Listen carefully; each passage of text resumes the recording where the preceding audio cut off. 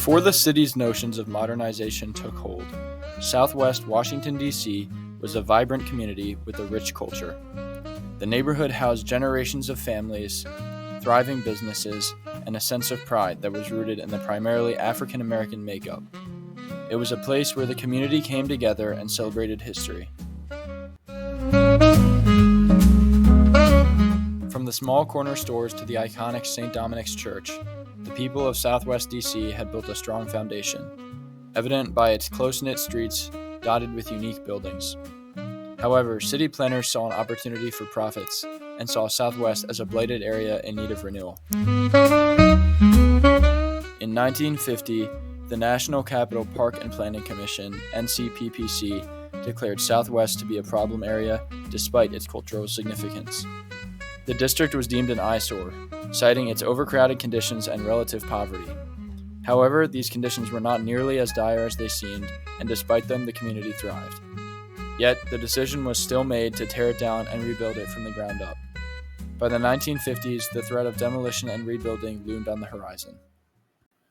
The Redevelopment Act of 1945, which established the D.C. Redevelopment Land Agency, had given the city the authority to seize entire sections of city while citing eminent domain.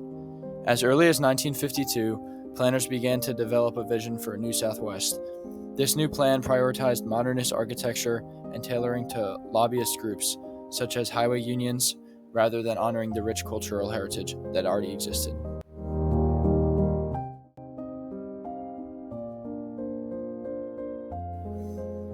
The construction of the Southwest Freeway, cutting directly through the heart of the district, would be one of the most visible symbols of this transformation. It physically separated Southwest from the rest of the city, but also served as a cultural and emotional barrier. St. Dominic's Church, once an African American and Jewish community hub, became one of the most prominent victims of the renewal efforts. It was now surrounded by freeways and federal buildings instead of small businesses and homes. The church was a symbol of the community's vitality, but it was soon overshadowed by the city's ambitions for new infrastructure. And by the late 1950s, plans had fully taken hold. The era of demolition was in full swing. What had been a thriving community of businesses and homes, predominantly inhabited by African Americans, would be wiped off the map. The government's sweeping approach disregarded the area's deep-rooted history and culture. From 1955 onward, demolition swept through Southwest, displaced families from homes they had lived in for generations and reducing them to rubble. The families struggled to find similarly priced homes that they could afford in other areas. The construction of the Southwest Freeway deepened the divide between Southwest and the rest of D.C. This freeway, which physically separated the neighborhood from the rest of the city, also became a metaphor for the displacement and isolation that Black and other oppressed communities faced during this period of urban renewal. I have a dream that one day this nation will rise up and live out the true meaning of its creed. As the Southwest Redevelopment Plan took hold and made impact, a newly structured city wasn't the only thing emerging. The mid-1950s to the late 1960s marked a period of intense civil rights activism in Washington, D.C., a city that was home to many of the country's most influential civil rights organizations, including the NAACP and the Urban League, as well as protests by famous activists like Martin Luther King Jr. and Malcolm X. The stark contrast between the city's modernization and the fast-growing civil rights movement is impossible to ignore. While the government and policymakers focused on modernist architecture in the nation's capital, Black activists pushed for positive change in their rights. However, the actions taken during the urban renewal movement often did quite the opposite in effect. Key events in the civil rights movement took place during this period, from the 1963 March on Washington for Jobs and Freedom to the passage of the Civil Rights Act in 1964. However, despite the national push for civil rights in Washington, D.C., urban renewal was not lifting Americans out of poverty. Rather, it was displacing them.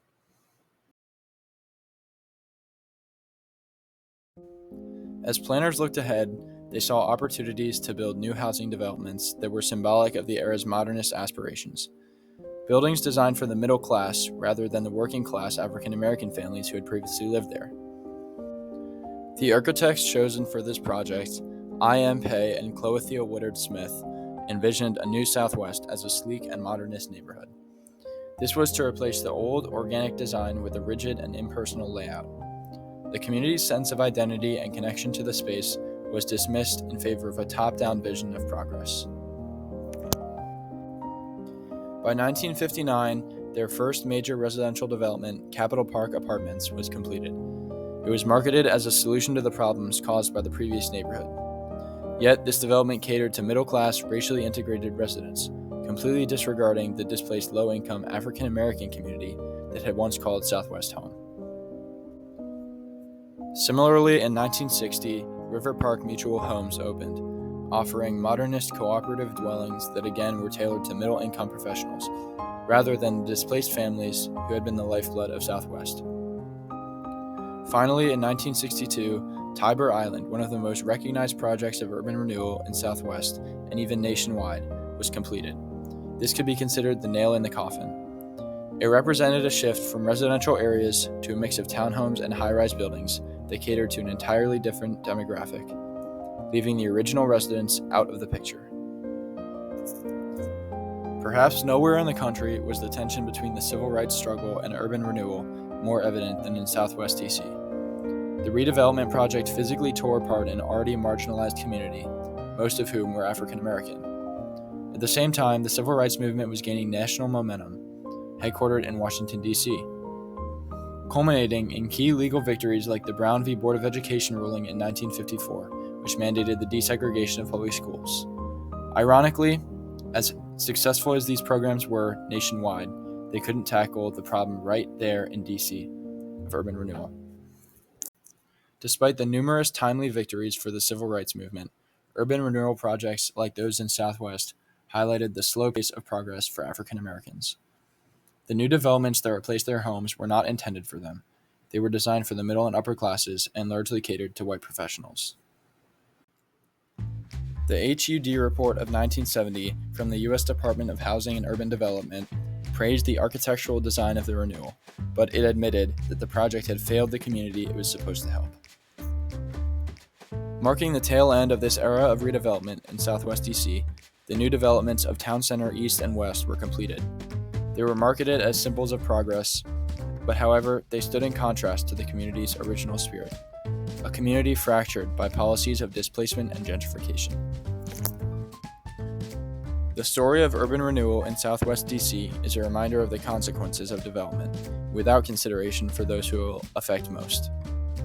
The debate of gentrification remains relevant to this day, and looking back at a case study such as this one can help us to make better decisions for the cultures that we still have. The situation of the development in DC occurring at the same time as the civil rights movement in the same area is telling, as it further emphasizes the government's past apathy for oppressed groups. It also acts as a reminder that we must never allow this degree of disregard to occur again.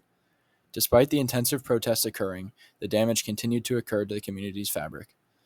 Southwest DC's history is a lesson in the need for inclusive urban planning, ensuring that every community has a say in the matter.